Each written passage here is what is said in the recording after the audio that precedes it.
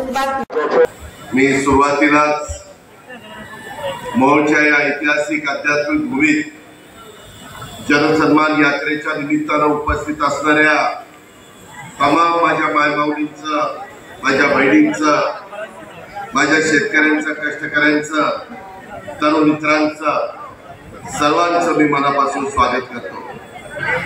तसंच इथं येण्यापूर्वी आम्ही एका पाणी पुरवठा योजनेचं देखील उद्घाटन त्या ठिकाणी केलं। बरेच दिवस तुमची सगळ्यांची मागणी होती, ती मागणी राष्ट्रवादी काँग्रेस पक्षाच्या आमदारांनी पुढाकार घेऊन पूर्णत्वाला नेली आणि आज त्याचं उद्घाटन झालं। तसंच भूमिगत गटाराचं देखील आपल्याला भूमिपूजन करायचं होतं। मोहोळ एक महत्वाचं सोलापूर जिल्ह्यातलं शहर, माझ्या पुणे सोलापूर हैदराबाद हायवेवर असणारं शहर, आणि त्याच्यामुळे इथं सुधारणा झाल्या पाहिजे, तिथं सुविधा मिळाल्या पाहिजे, तिथल्या लोकांचे प्रश्न सुटले पाहिजे।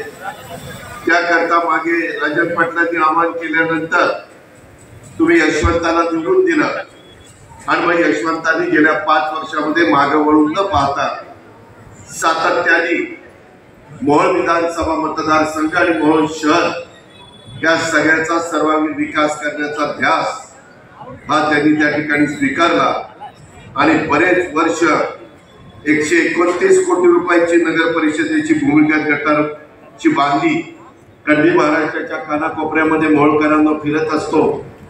जर एखाद्या शहराचा व्यवस्थित विकास करायचा असेल तर पहिल्यांदा अंडरग्राऊंड ड्रेनेज तिथं करावं लागतं, त्याच्याशिवाय डासांचा आणि इतरांचा प्रादुर्भाव कमी होत नाही आणि मग त्याच्यानंतर बाकीचे रस्ते आणि इतर सुविधा गट आपण त्या ठिकाणी करत असतो। ते काम आता 129 कोटी रुपयाचं आपण हातामध्ये घेतलेलं आहे आणि त्याचा शुभारंभ आज आपल्या सर्वांच्या साक्षीनं झाला। खरं तर मी ह्या विविध विकास कामाच्या निमित्तानं सर्व मोहोळकरांचं, यशवंत मानेंचं, राजन पाटलांचं आणि बाकीच्या सगळ्या टीमचं अभिनंदन करतो। यापुढे देखील मोहोळकरांना कोणत्याही प्रकारचा निधी किंवा निधीची कमतरता मी भासू देणार नाही, अशा प्रकारचा शब्द आपल्याला सगळ्यांना माहिती आहे। मोहोळ आणि बारामती काही फार लांब नाही, मी शब्दाचा पक्का आहे। गेल्या 35 वर्ष माझ्या महाराष्ट्र आणि माझ्या सोलापूर जिल्ह्याने आपण सर्वांनी आम्हाला भरभरून प्रेम दिलं, भरभरून आशीर्वाद दिले, भरभरून भरभक्कम पाठिंबा दिला आणि आम्ही देखील मिळालेल्या पदाचा आणि मिळालेल्या संधीचा वापर हा आपल्या भागातल्या जनतेचा विकास करण्याच्या करता कसा करता येईल याच करता मी सतत प्रयत्न करत असतो। सकाळी 6 ला उठून कामाला सुरुवात करत असतो। काही जण माझ्यावर टीका करतात, टिंगलटवाळी करतात, मला त्याचं काही घेणं देणं पडलेलं नाही। आपण आपलं काम करत राहायचं, आपण लोकांशी विश्वासाने राहायचं, लबाडी करायची नाही, लोकांना फसवायचं नाही, लोकांची दिशाभूल करायची नाही। अशा प्रकारचं मला खूप जण सांगतात, दादा तुम्ही फार स्पष्ट बोलता, मग लोक नाराज होतात। नाराज जर झाला तरी नंतर त्याला कळतं की अजित पवार सांगत होता तेच खरं होतं, उगीच हेलपाटेवारी त्याला मारायचं, त्याच्याऐवजी खरं सांगून त्याला दुसऱ्या कामामध्ये कसं पाठपुरावा करता येईल याबद्दलचा प्रयत्न हा मी करत असतो। आपल्याला सगळ्यांना माहिती आहे, महाराष्ट्राचा आराध्य दैवत छत्रपती शिवाजी महाराज, छत्रपती शाहू महाराज, क्रांतीसूर्य महात्मा ज्योतिबा फुले, भारतरत्न डॉक्टर बाबासाहेब आंबेडकर, स्वराज्य जननी जिजाऊ बाळासाहेब, क्रांती ज्योती सावित्रीबाई फुले, राजमाता पुण्यश्लोक अहिल्यादेवी होळकर या तमाम महापुरुषांना, महामानवांना मी त्या ठिकाणी विनम्र अशा प्रकारचं अभिवादन करतो। स्वर्गीय बाबूराव पाटीलांना यंदा देखील मी भावपूर्ण श्रद्धांजली अर्पण करतो। या सगळ्यांनी मिळून आपापल्या कारकिर्दीमध्ये या देशाला, या राज्याला एक दिशा देण्याचं काम केलेलं आहे। आज राष्ट्रवादी काँग्रेस पक्ष महायुती सरकारमध्ये, बरेच जण मला विचारतात की दादा तुम्ही सरकारमध्ये कसं काय गेला? आम्ही विकासाच्या करता गेलो, आम्ही कामं करण्याच्या करता गेलो, आता जवळपास 3,500 कोटीची कामं माझ्या मोहोळ विधानसभा मतदारसंघात यशवंत माने करू शकला, राजन मालकांच्या मदतीमुळे करू शकला, त्यांच्या आशीर्वादामुळे करू शकला. त्याला कारण आम्ही सरकारमध्ये होतो. पहिले 2.5 वर्ष मी सरकारमध्ये उद्धव ठाकरे साहेबांच्या होतो. उद्धव ठाकरे साहेबांच्या सरकारमध्ये असताना आम्ही आमची विचारधारा सोडली नाही. शिवसेनेची विचारधारा काय, राष्ट्रवादीची काय, शिवशाहू फुले आंबेडकरांची विचारधारा घेऊन आम्ही सगळेजण पुढे चाललेलो. आज देखील मी भारतीय जनता पक्ष आणि शिंदे साहेबांची शिवसेना यांच्याबरोबर सरकारमध्ये राष्ट्रवादी काँग्रेस पक्ष असला तरी आपण सेक्युलर विचारधारा सोडलेली नाहीये. माझी मोहोळच्या तमाम माझ्या अल्पसंख्याक समाजाला, सर्व जाती धर्माच्या लोकांना, 18 पगड जाती 12 बलुतेदारांना सगळ्यांना आव्हान आहे की जो हिंदवी स्वराज्याची स्थापना करत असताना जातीय सलोखा ठेवण्याचं काम छत्रपती शिवाजी महाराजांच्या कारकिर्दीमध्ये झालं, त्याच रस्त्याने आपण पुढे गेल्याशिवाय आपल्याला गत्यंतर नाही. त्याच्यावर कुठलाही धर्म, कुठलीही जात, कुठलाही पंथ हा एकमेकाचा आकस करत नाही, एकमेकाचा दुस्वास करत नाही, एकमेकाच्या बद्दल अतिशय विषारी अशा प्रकारची भाषा वापरत नाही. आज मात्र महाराष्ट्रात काही लोक कारण नसताना लोकांची दिशाभूल करण्याचा प्रयत्न करतात. मोहोळचा प्रश्न खरा काय, इथला शेतीचा पाण्याचा प्रश्न, इथल्या 10 गावांच्या संदर्भातला प्रश्न त्या ठिकाणी आहे, इथल्या पिण्याच्या पाण्याच्या संदर्भातले प्रश्न आहेत. हे प्रश्न महत्वाचे का इतर प्रश्न महत्वाचे, याची देखील कुठेतरी जाणीव आपण सगळ्यांनी ठेवली पाहिजे. आणि इतर तरुण तरुणींच्या हाताला आपण काम केलं पाहिजे. त्यांच्याकरता चांगली कारखानदारी कशी माझ्या मोहोळच्या परिसरामध्ये येईल याकरता प्रयत्न केला पाहिजे. आज थोडासा काल पाऊस झाला, अडचण झाली. मला हे सगळे सांगत होते की दादा आम्ही हा मंडप टाकायचा प्रयत्न करत होतो, परंतु आम्हाला वेळ कमी मिळाला, त्याच्यामुळे आम्हाला गैरसोय झाली. मलाही हेलिकॉप्टरने यायचं होतं. मी बरोबर मी आणि सुनील तटकरे 8:30ला चिपळूण मधून निघालो, परंतु मध्ये मला बारामतीला जरा थांबावं लागलं, कारण जिथे हेलिपॅड होतं तिथं उतरू शकणार नाही. मला शेवटी सोलापूरला जावं लागलं, उलटं यावं लागलं. शेवटी या भागातले प्रश्न काय, आम्ही येतो म्हणजे काहीतरी मजा करायला येत नाही, काहीतरी मिरवणुका काढायला आणि जल्लोष करायला येत नाही. इथं आल्यानंतर आम्ही जनसन्मान यात्रेच्या निमित्तानं गेल्या अर्थसंकल्पामध्ये माझ्या महाराष्ट्रातल्या सर्वसामान्य माणसाला कोणत्या योजना दिल्या, माझ्या मायभाऊंना कोणत्या योजना दिल्या, माझ्या तरुण तरुणींच्या करता काय केलंय, माझ्या बळीराजांच्या करता काय केलंय हे सांगायला नको. काही काही जण त्याला विरोध करतात, त्याच्यामध्ये सांगतात हे काही चुनावी जुमला आहे. आम्ही कधी चुनावी जुमला केला नाही. उलट मागच्या काळामध्ये मला आठवत आहे राजन मालक देखील त्यावेळेस माझ्या बरोबर आमदार होते. 2004च्या निवडणुकीच्या आधी या सोलापूर जिल्ह्याचे सुपुत्र सुशीलकुमार शिंदे मुख्यमंत्री होते आणि त्यावेळेस आम्हाला म्हणाले, त्यावेळेस मी नौका होतो, मी साधारण त्या बाबतीमध्ये फार मला सिनियर धरलं जात नव्हतं, आणि त्यांनी सांगितलं की आपण शेतकऱ्यांना वीज माफी करायची. आम्ही म्हणलं चांगला दिलाय, कारण 3 हॉर्सपावर 5 हॉर्सपावर 7.5 हॉर्सपावरला बटन दाबताना बिल भरताना काय त्रास होतो ते आपल्याला माहिती, बाकीच्यांना काय माहिती. आणि त्यामुळे म्हणलं करून टाका. 0चं बिल दिलं. त्याच्यानंतर ते त्यांना मुख्यमंत्री न करता काँग्रेसने विलासरावांना मुख्यमंत्री केलं. विलासराव म्हणले की नाही आपल्याला बिल द्यायचं आता इतकं पुढे. म्हणलं लोकांना सांगून मतं घेतली राव, वीज माफीच्या नावाने मतं दिली लोकांनी. लोक आपल्याला राव तोंडात शेत घालते. नाही म्हणले ते शिंदे साहेबांनी केले, आता आपलं सरकार आहे आपण नाही करायचं आणि काय घेतली बागा.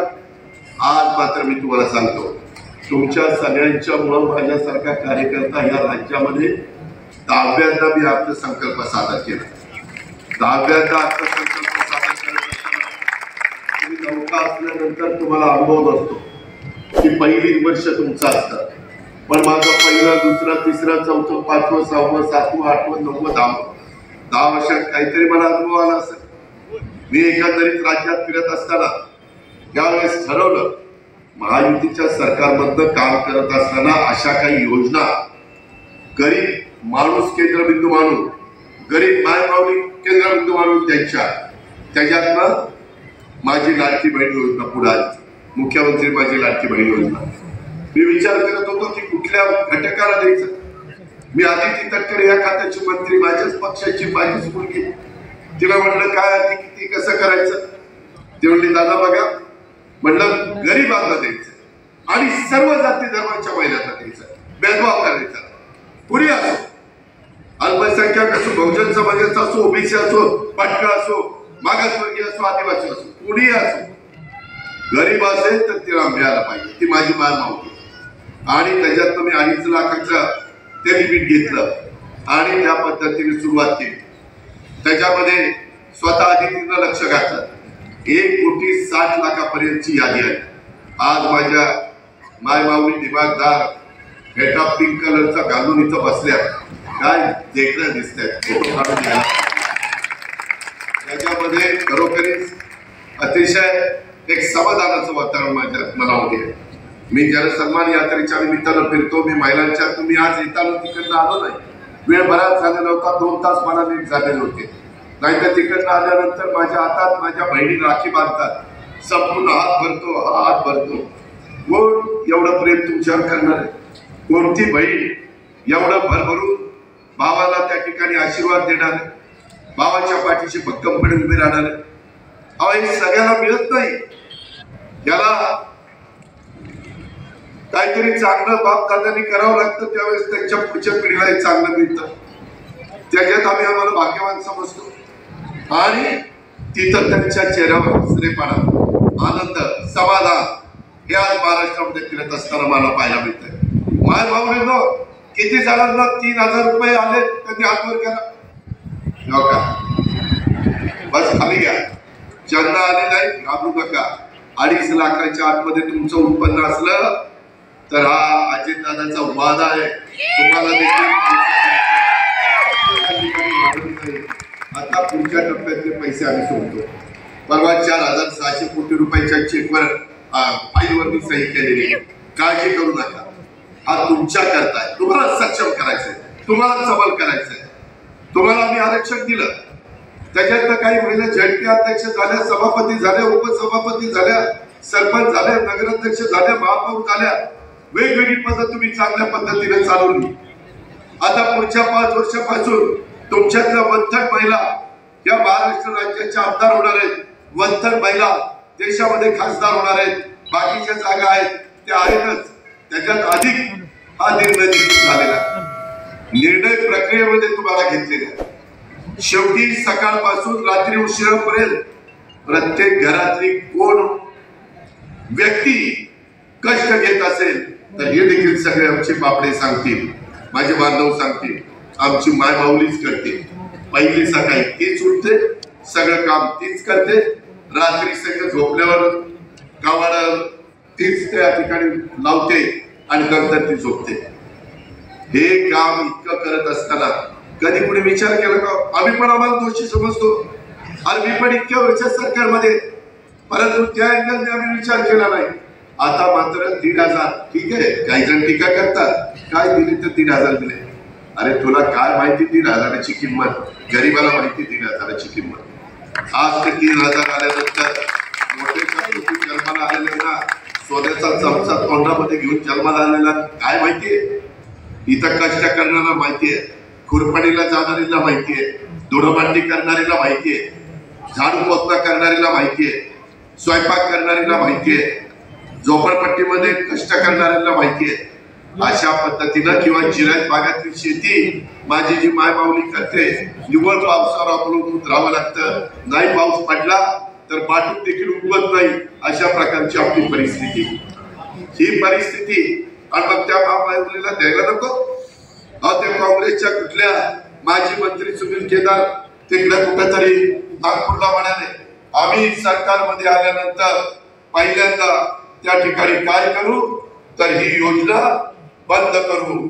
आम्ही सत्तेवर आलो की पहिल्यांदा लाडकी बहीण योजना बंद करूया. अरे पट्ट्या,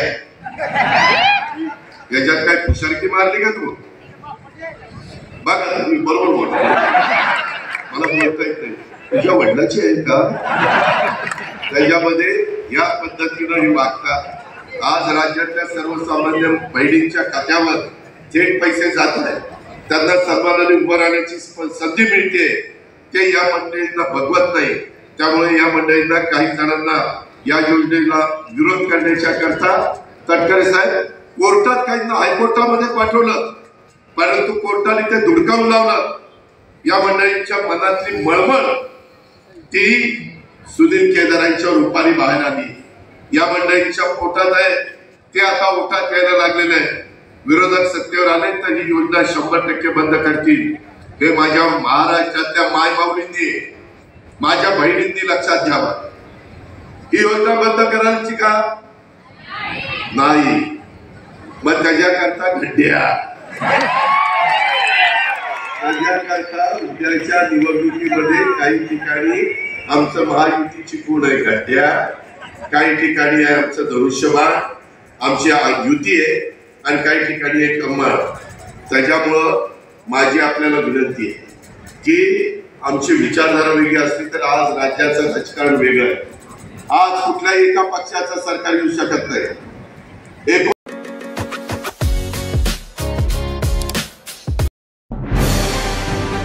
आजच आपल्या लक्षवेध न्यूज नेटवर्क या चॅनलला सबस्क्राईब करा, व्हिडिओला लाईक करा.